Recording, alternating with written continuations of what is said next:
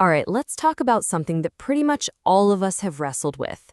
When it comes to our relationships, what is the real difference between just liking someone and actually truly loving them? So picture this. You meet someone new. The conversation is just easy.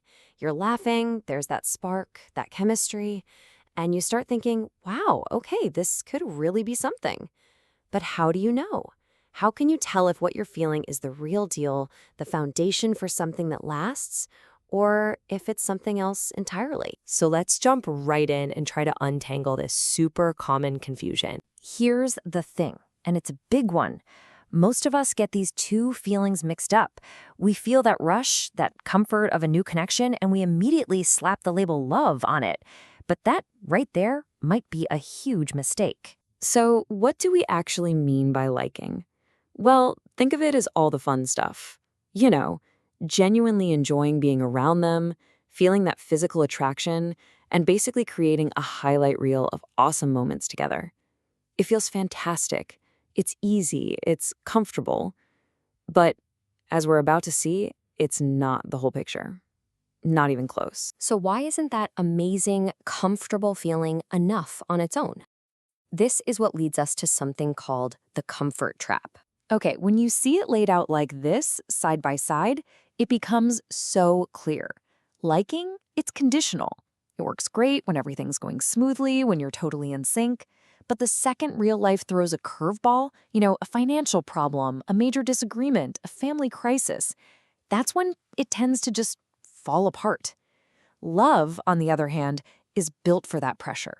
It's a connection that doesn't just survive the tough stuff, it actually uses those challenges to make you both grow. And think about the advice we get all the time, right? From everywhere, pop culture, maybe even our friends. We're told to bail at the first sign of trouble. If it isn't easy, it's got to be toxic or not meant to be. Find someone who's a perfect fit from day one. Protect your peace. You know the drill. But what if that advice is just wrong? The perspective we're digging into today offers a pretty radical idea. A whole new way of looking at what makes love really last. And here it is. This is the sentence that changes everything. Love begins where comfort ends. Just let that marinate for a second. It's saying that the moment things get hard isn't the beginning of the end. It might actually be the very beginning of real love. So what this really means is that a problem-free relationship isn't the prize. The real goal is to build a connection that's so rock solid, it acts like superglue when life is trying its best to tear you apart. Love isn't about having no conflict.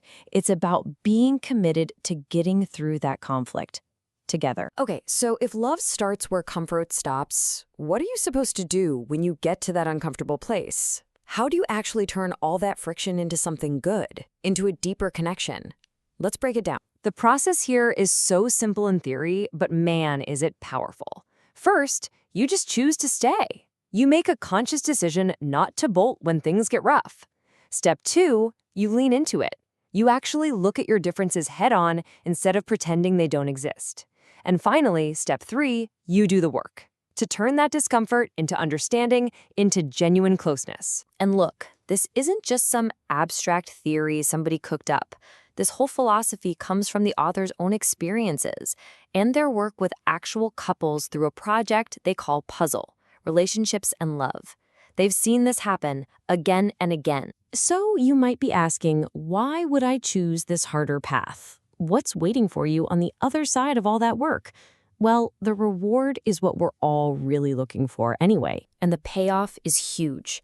We're not just talking about, not breaking up. We're talking about real, genuine closeness, feeling truly seen and accepted for exactly who you are, warts and all. And get this, the journey doesn't just transform your relationship, it transforms you. It leads to a much deeper understanding of yourself and to real personal growth. When you boil it all down, this whole idea changes how we even search for love. Maybe we should stop looking for that one perfect person who's just going to magically give us intimacy and start trying to become the kind of person who can build it, brick by difficult brick, with someone else. And that leaves us with one final question to think about. When you look at your own relationships, whether it's your current one or ones from your past, ask yourself this. Was it built on the shifting sands of comfort, only working when things were easy? Or is it built on a foundation that's strong enough to weather a storm, designed not just to survive, but to truly last?